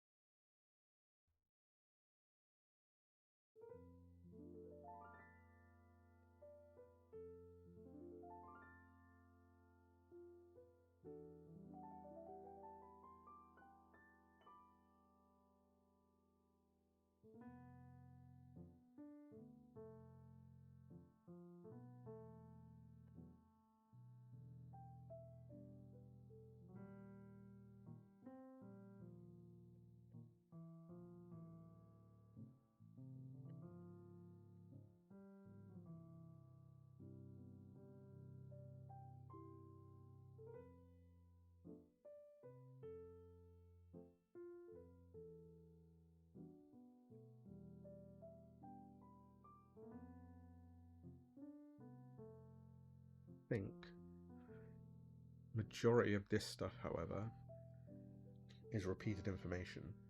So yeah, okay. So you have character resources. You have playing solo, game materials, making a check, boon and bane. Actually, I think this.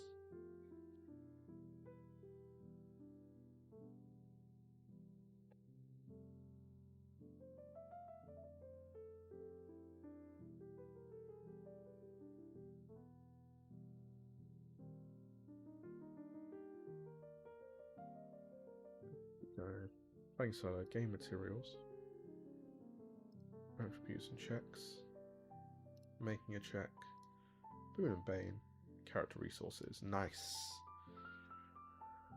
I think we should go over combat. I think that's worth it, but I'm just trying to think how we manage that, because there's a bit of changes between what you can do and what you can't. But I think I don't want to write it in if I'm going to change it later. That's the only thing I'm concerned about. So we can... What we'll do, we will add a section and add a section there as well.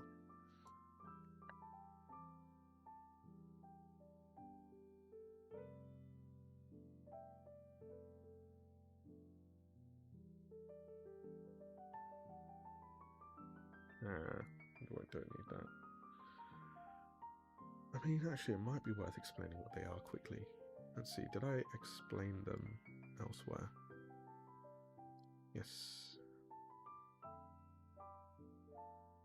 These are dice.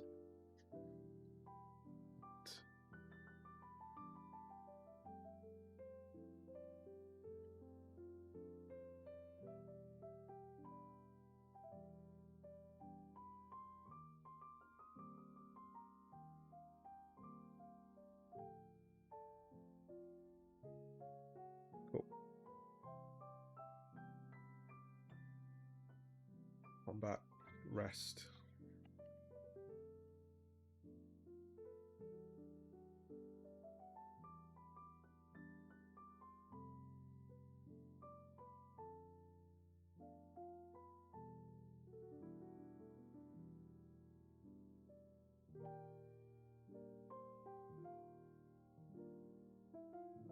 Cool. Okay. I think that is a decent outline. Yeah. Right. I'm very happy with that. So what we'll do, we'll call it there, so I can get ready to leave in a bit and everything. So I'm very happy with how we've done this. I think it's a very successful devlog, episode 1. You know, you guys understand my thoughts behind why I'm doing this rewrite, where I'm heading with it, and the ideas that are going to come towards it as well. Obviously, this is all subject to change. There will be tweaks and stuff done during development, but also during playtesting. But I want to thank everyone who took the time to write a review for Legends, who played it during playtesting, who had thoughts after the demo. All of your opinions have helped shape what this is now. This is nowhere near done. There is so much more I need to do, but I am glad to be able to sit down and get it started. You know, I want to give a huge shout out to Robin from Cozy RPGs, Dave Thormavor, and the guys over at Weird Place, but also hugely to Badger Tales, without whose video I would not have sat down to start doing this. Rewrites just generally I wouldn't have started if it wasn't for that video. But I want to say also a massive thank you to everyone in my team, because without you telling me how difficult it is for you to make the extra content due to the way that my work process is, I wouldn't have sat down to try and do it in Markdown. So I really appreciate that. It is very exciting to sit down and get this done, because it also means I can change the layout of the book to be closer to something that's a bit more interesting. So thank you again, everyone. I really, really appreciate your time, your effort, your understanding. I know that for most of you, you're looking at this and going, wait, but I backed this, why is it changing now? These things are always going to be in flux. If I had a finished product when I was going to crowdfunding, I wouldn't be crowdfunding it, I'd be releasing it straight away. So this is a chance for me to make the changes that I need to make this game a bit more substantial as to what it is trying to be, and focus in on those mechanics that I think are really interesting. So during the next, until the next stream, I am definitely going to be editing the hero point system, because I think, much like Fabula points, they have something here along with melodies. There is something there that is very core, and I think getting something when you could do something cool, or be able to spend hero points to power up your own abilities, or gain hero points when you do something, you know, like, I can see the vision of, you know, you have a character who is very weak, but they have an ability which is when they take damage, gain a hero point, right? Not, this is just a basic example, when they take a certain amount of damage, they gain a hero point, but then they could spend a hero point to do something even cooler. Allowing hero points to power abilities, I think, is the way to go about this. I'm going to be looking at other games too. Daggerheart is one I'm looking at because it's got the stress mechanic where characters can take on stress in order to do things. I think JRPG systems, there's a lot of interesting stuff to take away from that. But there's also modernizing those systems in a way that makes sense for us. You know, converting a one-to-one system is never going to work. And I am now realizing that here. You know, I think I accomplished my goal of converting a JRPG into a TTRPG. I've done that. But now it's about refining that and making it a game you can actually play. It sounds great on paper, but I want to make sure that you guys have so much fun playing it and keep coming back to it. So let's come back to this next time. I don't know when it will be. I'm going to try and do this again soon, but I can definitely tell you that the next time you see me, I will have done a bit more work on it, and I'll be able to tell you what I've changed. So yeah, really exciting. Thank you, everyone. I hope you all have a fantastic rest of your day. And if there's anything you need and you haven't joined yet, please do join the Discord. I'm happy to answer questions if you want to know my thought process behind this as well. I would love to talk to you about that too. And yeah, please have a fantastic rest of your day, evening. Enjoy work if you're at work. And until I see you next time, no matter where you are in the world, good morning, good afternoon, good evening, and good night. I will see you all later. Goodbye.